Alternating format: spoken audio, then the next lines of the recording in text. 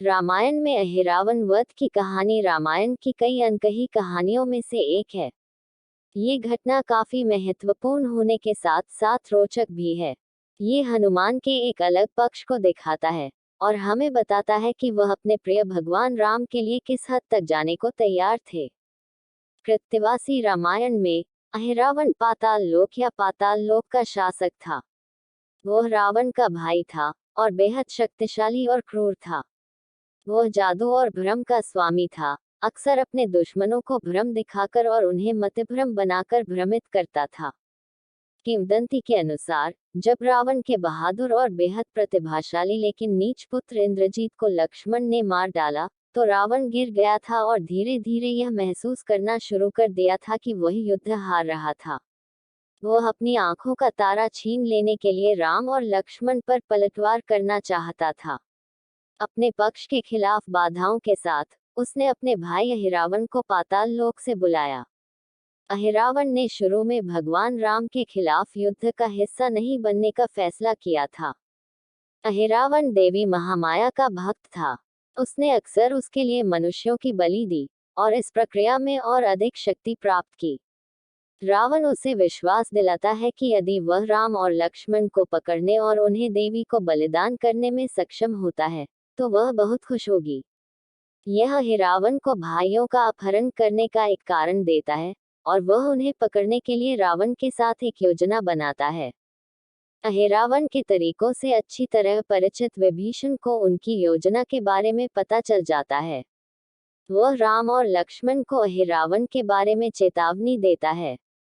वह हनुमान से राम और लक्ष्मण पर नजर रखने और उनकी रक्षा करने का भी अनुरोध करता है। विभीषण उन सभी को जादू और भ्रम पर अहिरावण की महारत के बारे में बताते हैं और उनसे सावधान रहने के लिए कहते हैं। भगवान हनुमान कुटिया के चारों ओर अपनी पूंछ के साथ एक ढाल बनाते हैं जहां राम और लक्ष्मण सो रहे थे, ये सुनिश्चित करने के लिए कि कोई भी भाइयों तक पहुंचने के लिए मोर्चाबंदी करने में सक्षम नहीं है। एक बार जब सभी सो रहे होते हैं, तो अहिरावण राम और लक्ष्मण का अपहरण करने के लिए विभिन्न भेषों में ढाल को तोड़ने की कोशिश करता है, लेकिन हनुमान उसकी हर कोशिश को विफल कर देते हैं। अंत में बहुत सारी योजना के बाद अहिरावण खुद को विभीषण के रूप में प्रकट करता है और हनुमान को कुटिया में प्रवेश करने और राम और लक्ष्मण की जांच करने के लिए कहता है। हनुमान उसे ढाल में प्रवेश करने की अनुमति देते हैं और इस प्रक्रिया में अहिरावण द्वारा मूर्ख बनाया जाता है। वह सफलतापूर्वक राम और लक्ष्मण दोनों का अपहरण कर लेता है और उन्हें गहरे भूमिगत अपने राज्य में ले जाता है।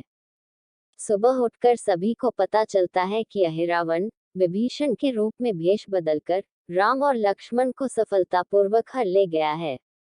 क्रोध से भरे हुए हनुमान ने विभीषण से वादा किया कि वह दोनों भाइयों को खोज लेंगे और अहिरावण को भी मार डालेंगे, ताकि वह अपने प्रिय भगवान राम को नुकसान पहुंचाने के बारे में सोच सके।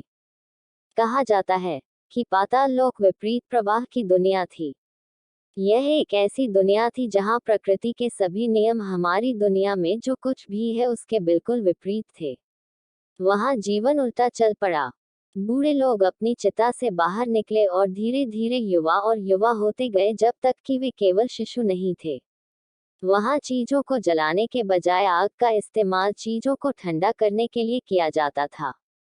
वहां पानी नीचे की ओर बहने की बजाय ऊपर की ओर बहता था। गुरुत्वाकर्षण आकर्षक के बजाय प्रतिकारक था। समय की प्रगति वहां पर पिछड़ी हुई थी और यह हमारे समय से बहुत तेज थी। विभीषण हनुमान को उस स्थान के बारे में ये सारी बातें बताते हैं। हनुमान अपने आकाओं को मुक्त करने और उन्हें दुष्ट अहिरावण से बचाने के लिए बहुत धैर्य और दृढ़ संकल्प के साथ पाताल लोक की यात्रा करते हैं। वह अहिरावण के शहर को पाताल लोक में एक प्रेतवादित सुंदर स्थान पाता है। वह सभी से लड़ता है और अंत में अहिरावण के महल में पहुंचता है, जहां उसकी मुलाकात महल के संरक्षक मकरध्वज से होती है। मकरध्वज हनुमान पुत्र अहिरावण कहानी। मकरध्वज की कहानी भी काफी दिलचस्प है। शुरू करने के लिए वह हनुमान का पुत्र है। कहानी यह है कि जब हनुमान ने अपनी पूंछ पर आग लगाकर पूरी लंका को जलाने के बाद समुद्र में डुबकी लगाई थी, तो उनके पसीने की एक बूंद एक विशाल मगरमच्छ के मुंह में गिरती है। यह मछली पाताल लोक के लोगों द्वारा पकड़ी जाती है और वे मगरमच्छ के पेट को काटते समय मकरध्वज को ढूंढते हैं। अहिरावण मकरध्वज की बुद्धि और शक्ति को देखकर उसे अपने महल का रक्षक बना देता है। जब हनुमान महल में प्रवेश करने की कोशिश करते हैं तो मकरध्वज उन्हें रोकने की कोशिश करते हैं।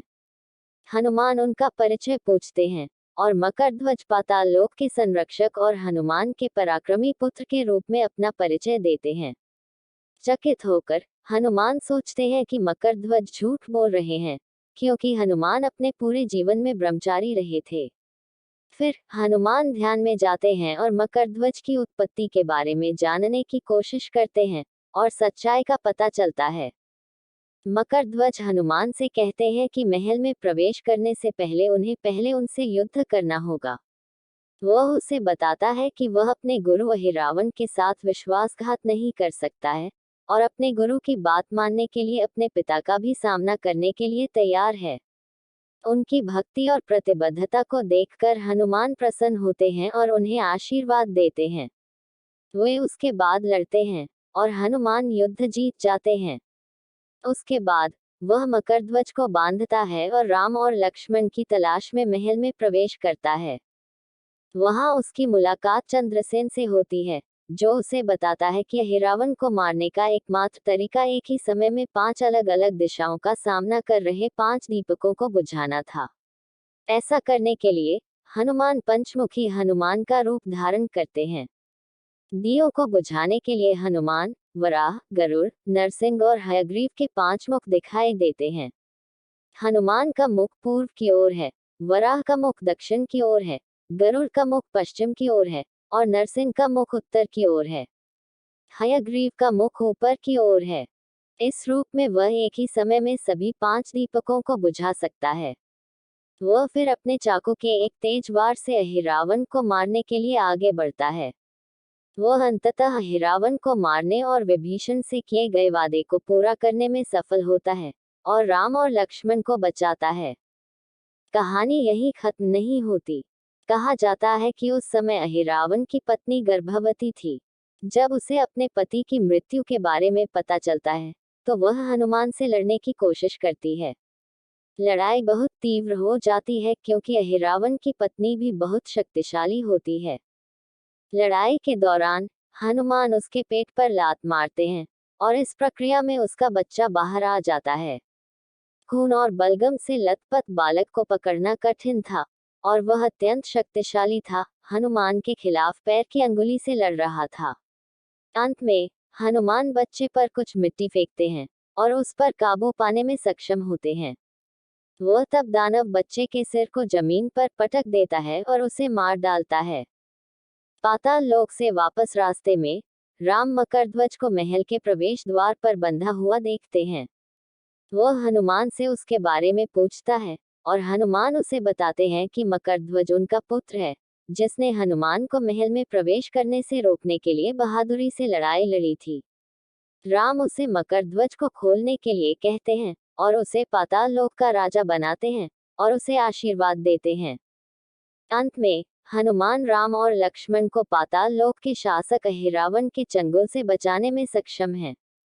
वे रावण की सेना को हराने के लिए आगे बढ़ते हैं और राम अंत में रावण को मार डालते हैं, अपने भाग्य को पूरा करते हैं। अहिरावण की कहानी पूर्व के रामायणों में अपना स्थान पाती है।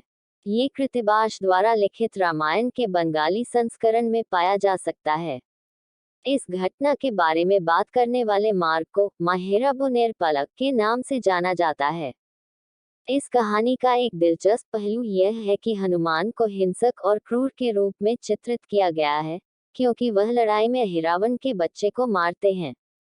संपूर्ण रामायण में हनुमान को किस प्रकार चित्रित किया गया है, यह इसके विपरीत है। हनुमान को अक्सर बेहद बुद्धिमान और शांतिप्रिय कहा जाता है, जो केवल आवश्यक होने पर ही हथियार उठाते हैं। लेकिन यहाँ पर हमें भगवान राम के लिए हनुमान के प्रेम और भक्ति के बारे में पता चलता है। वह अपने सभी सिद्धांतों को पूरी तरह से भूल जाता है और जो कोई भी अपने भगवान को नुकसान पहुंचाना चाहता है, उसके खिलाफ जाता है और इस प्रक्रिया में सभी को मार डालता है। पूरी घटना हनुमान की बहादुरी के बारे में बात करती है और उनके महत्व और रामायण में उनके द्वारा निभाई गई प्रमुख भूमिकाओं में से एक के बारे में बात करती है।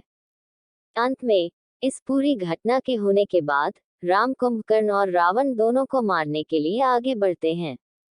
उसका रावण के साथ एक महाकाव्य युद्ध है और अंत में उसे मार डालता है, अपने भाग्य को पूरा करता है और अपनी प्यारी सीता को बचाता है।